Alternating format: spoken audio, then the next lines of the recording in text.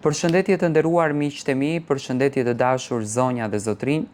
Ja ku po ritakojemi sërish me mua Tirona Lilin, përsëri këtu në kanalin Rrëfime Jete, për të ndarë bashkarisht rrëfimin e radhës. Do të ndaj sot një rrëfim tepër të ndjerë, një rrëfim që në fakt mua më ka emocionuar pafund, është amaneti i një babait drejt vajzës së saj, por vajzës në martesë i ka ndodhur të meri. Dëgjoni se çfarë po përjeton kjo vajzë. Mirëmbrëma Tiranë. Unë që po e shkruaj këtë letër, jam një vajzë lezhiane, jetoj në Itali, por e martuar me një fjerak. Jeta ime ishte shumë e bukur deri në momentin kur unë krijova një besim të pamëshirshëm tek bashkëshorti im. E them të pamëshirshëm sepse sinqerisht më vjen shumë keq për veten, se si e tolerova veten që dikush të më degeneroj në këtë gjendje. Prindërit e mi më kishin një vajzë të vetme. Më ritën me sakrifica të pafundme. Imat punonte shofer autobusi, ndërsa nëna ime ishte në atë kohë në kooperativ. Më pas vdekjes së Enverit, që të dy punësuan në administrat dhe kanë patur rroga goxha të mira. Me pasurinë që e kishim trashëgimi nga gjyshi dhe stërgjyshi, Imat ndërtoi shtëpinë edhe apartamentin që ne e blem më pas në Tiranë. Ka qenë jashtëzakonisht krenar me mua, sepse më thonte që ja kam zbardhur dhe zdritur fytyrën, nga që isha unë ajo që e bëra Imatin të ishte njeriu më i lumtur në botë. Por fatkeqësisht, kjo gjë nuk zgjati shumë. Bashkëshorti im kishte një biznes dhe filloi që avash të falimenton në biznesin e tij. Gjërat nuk i shkonin, nuk i hecnin, nuk bënte dot lek dhe filloi që të shkatroi pasurinë që vetë ai e kishte ndërtuar. Mua me thënë të drejtën më dhimbse shte shumë. Vinte në shtëpi mërzitur, vinte në shtëpi i lodhur, i stresuar, me shumë pikpyetje mbi çfarë të bëj unë, si ta mbaroj unë këtë hall, si të dal unë në më të mirën time, si ta shpëtoj unë veten. Ishin këto pyetje që bashkëshorti im ja drejtonte vetes së tij. Dhe unë pasurinë e kisha. Një ditë prej ditësh i thash, shesim pasurinë e babait tim, sepse ishin 500.000 euro në pyetje, edhe ti jap e mbaron hallin tat në momentin që ti do ta rindërtosh pasurinë tënde, që kjo do të thotë që unë nuk i vura një ditë burit tim, sepse kam fëmijë me të, do të mi kthesh përsëri, por të lutem të mi kthesh, sepse është pasuria e Timati, të cilën dua t'u alej fëmijëve të mi, se unë nuk i marr në varr ato lek. U lirua krejtësisht, ishte njeriu më i lumtur në botë, menjëherë filloi me dokumentacionin e shitjes së shtëpisë, nëpërmjet shoqërisë së vet gjeti njeriun dhe vendosëm që ta shesim shtëpinë ku ne isha rritur unë, kisha ndërtuar emocionet e para, kisha ndërtuar mësimet e para, etj. U shit shtëpia. Burri im i mori lekët, gjithashtu edhe të apartamentit, edhe e mbylli hallin që e kishte. U bë një vit, unë asnjëherë nuk e pyesja se sa para ke bërë, si i ke bërë, rënd si ka që unë dhe fëmijët dhe shtëpia kishim për të ngrënë e për të pirë dhe jetonim, sepse unë kisha besim tek ai njeri. Një ditë prej ditësh, një kolege imja tek firma e burrit ku unë punoj, më thot që burri im kishte ndërtuar lidhje dashurie me një punëtore slovake që punonte në kompaninë tonë. Në fakt, më ka ardhur të qeshem, nuk e besoja dot, im shoq që unë kisha shkatruar pasurin të krijonte një lidhje tjetër dashurie me lekun tim, të mbahej bos në një farë mënyre, nuk ja vura shumë veshin. Ditët kalonin, presioni po rriteshte, ai po bështe më tinzak, po bështe më aktor, po prej këtij momentit, unë fillova që ta shoh ndryshe, fillova që ta shoh një person krejt tjetër. Dhe çuditërisht, doli që ishte e vërtet. Im shoh që kishte krijuar një lidhje dashurie. E mbaj mend si sot. Ishte koha kur duheshte të shkoja t'i merja fëmijët, i kam bërë zyshës telefon, i thash që mbaj fëmijët se mua nuk më intereson, unë kam një punë për ta kryer. I mbajti zysha, shkoju në zyrë, ulem në tavolinë, ja plas në fytyrë, nuk e pranonte me se zbën, ishin thash e theme, dhe thëreta të vajzën të njoftohet me mua. Vajza vjen, më dinake se im shoq, dhe ma bëjnë mendjen dhall mua që unë t'i besoj që janë miq të mirë. Por diçka nga brenda nuk ma jepte sigurinë të cilën unë e kërkoja. Më pas, ditët kalonin, unë i them burrit tim, do marrim gocën në fjalë edhe t'ikim në darkë. Im shoq më tha jo se e kishte bërë që të del me shokët e tij atë natë. Edhe unë e besova, por diçka nga brenda më thonte që ndiqe. Shkoj nga pas, nuk është i sinqert. Ai doli para, unë dola pas. Shkoj në një lagje që me thënë drejtën unë nuk e kisha njohur kurrë dhe nuk e dija. Dhe ndaloj përballë një banesës. Duke pritur poshtë, e veshur në një fustan të bardhë të shkurtër, e zbukurume me se zbën, vajza slovake del edhe hypën në makinë.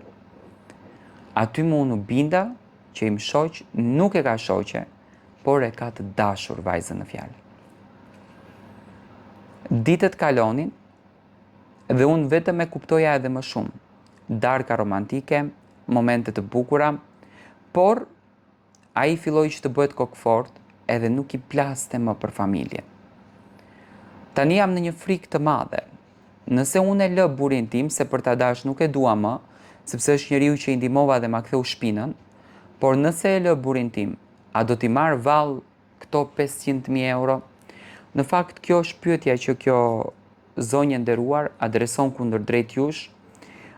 Do me thënë, ka një siklet të madh, ka një frikë të madhe që gjërat po i shkatrohen, po i dalin jashtë kontrollit dhe dëshiron ndihmën e juaj. Përshëndetje të dashur miqtë e mi. Ja ku po ritakohemi me mua Tirona Lilin, pikërisht këtu në kanalin ton Rrëfi me Jete, për të ndarë një letër me ju, një letër që në fakt më kam britur në redaksin time, një histori që besoj do t'ju befasoj dhe do t'ju trondis të gjithve, ashtu siç më befasoj dhe më tronditi mua. Do të ndalojmë tek një histori e Liridonës. Liridona është një vajzë e re, e cila është rritur jetime, është rritur e vetme, është rritur në familjen e xhaxhait të saj, por familja nuk i ka dalur ashtu siç Liridona, Blerona pretendonte që t'i del. Do me thënë, një familje që sot atë e ka dërguar në rrugë që as ajo realisht nuk e besonte që do t'ishte pjesë e atyre rrugëve. Përshëndetje Tiranë, unë që po të shkruaj, jam një vajzë e quajtur Blerona. Sot jam 36 vjeç dhe jeta ime mund të them me plot gojë që ka marrë krejtësisht një kuptim tjetër. Në moshën 4 vjeç, fatkeqësisht, unë humba të dy prindërit e mi. Humba babain tim, humba edhe nënën time. Që të dy me një fatalitet, me një aksident automobilistik.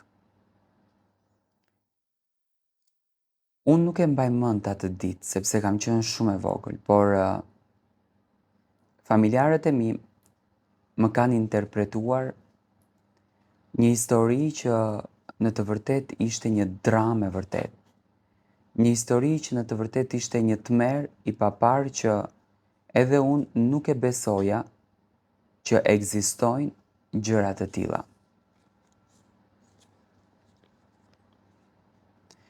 U rita pothuajse e vetme.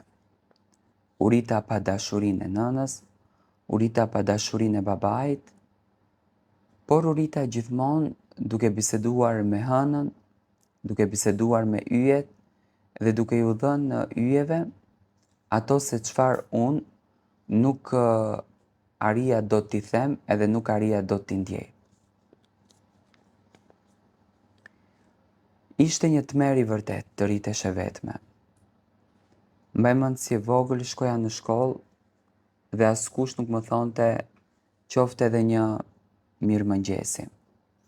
Mbaj mend si e vogël ikja në përshitore dhe askush nuk më trajtonte si një njeri të njëjtë, por gjithmonë, do të thënë, isha pak më e veçantë, gjithmonë isha pak më ndryshe, gjithmonë isha pak më e prekur shpirtërisht. Mendova që xhaxhi im do të kujdeseshte për mua. Mendova që xhaxhi im do të bënte masovikisht për mua, ashtu siç që bën një xhaxha për mbesën e tij që e trajton dhe e quan pikërisht si vajzë. Por çuditërisht xhaxhi im u tregua krejtësisht njëri tjetër. Ai me mua u solli jashtëzakonisht keq. Silleshte aq keq sa që nuk e besoja që një xhaxha mund të ishte kaq i ashpër. Ai dhe nusja e tij më malltretonin pafund. Më mbanin si robresh. I laja, i pastroja, i thaja, kujdesesha për shtëpinë, kujdesesha për to, kujdesesha për miqtë që vinin. Do me thënë isha thjesht një huaj e cila kur vinte dikush duheshte të buzëqesh, duheshte të gënjej, edhe duheshte t'i thot zotrisë në fjalë që çdo gjë është e bukur, çdo gjë është e lumtur dhe çdo gjë është pozitive. Dhe unë atë gjë bëja. Shtiresha, se jam shumë e gëzuar. Në moshën 19 vjeç, kur unë punoja si shitse këpucësh, njoha një djalë. Një djalë i cili përgjithmonë ma ndryshoi jetën time. Në fillim dukeshte shumë njeri i mirë, dukeshte njeri pozitiv, dukeshte njeri me energji të mirë dhe unë besova se ky djali është djali i cili do të ma dhuroj atë që mua më mungonte. Rinte pothuajse gjatë gjithë kohës me mua. Ajo nuk e ngopte dhe kur shkonte në shtëpi, ne flisnim me orë të tëra, sikur bota do të mbaronte nesër. Ashtu të plotë i kaluam 4 vite dhe vendosëm që të fejoheshim. Xhaxha im në fillim nuk ishte dakord sepse do t'i ikja unë, do me thënë ikte dora e ndihmës, por në fund ra dakord edhe vendosi që ne të fejohemi. U fejuam. U bë një dasëm e vogël, e madhe nga ana e bashkëshortit, por e vogël nga xhaxhi tim. Dhe prej asaj dite unë u vendosa tek burri im, që sot jetojmë në Europë. Por burri im dita ditës filloi që të shprehte disa ndjesi që unë në të vërtet nuk i kisha parë. Ishte arrogant, ishte nervoz, ishte njëri i tensionuar, grindeshte me mua për gjërat më të vogla dhe unë nuk e besoja dot se si mundet një njeri të ketë kaq luhatje shpirtërore. I thoja vetes çfarë po ndodh, cili është qëllimi i burrit tim. Por, në ditët në vazhdim, unë arrita të kuptoj që burri im kishte edhe një grua tjetër. Ishte i martuar, ishte me fëmijë dhe nuk e kuptoja pse xhaxhi im e kishte bërë këtë gjë. Ai filloi dita ditës duke më dërguar nëpër klabet e natës ku performohej muzikë shqip. Më tregonte se sa lek fitohet aty. Më tregonte se sa i pasur mund të bëhesh me njëherë. më tregonte se sa para mund të marrësh. Dhe në të vërtet, mua në fillim filloi të më pëlqen si punë dhe fillova që të punoj. Punova gjatë, punova me vite të tëra. Dhe më e keqja ishte që askush nuk e kuptoi pse unë hyra në atë rrugë. Unë nuk hyra me dëshirën time, unë punoj edhe sot, por më futi bashkëshorti që unë e kisha. Tani nuk mundem më të dalë sepse jam pa dokumenta.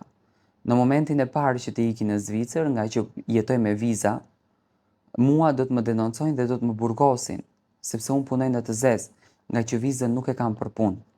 Burri im nuk kujdeset fare për mua. Dua të marrë mendimin tuaj, se çfarë unë të bëj këtu. Familje nuk kam, me xhaxhain tim me kontakte nuk kam më që atëherë, sepse ishte ai pari që i mbylli dhe nuk dëshironte të ketë asgjë me mua, dhe kjo në fakt është frika më e madhe që unë e kam në shpirt, se çfarë do të ndodhë në të ardhmen time dhe se si duhet unë të veproj. Në fakt kjo është letra dhe dhimbja e kësaj vajze e cila dëshiron të merr përgjigjen tuaj.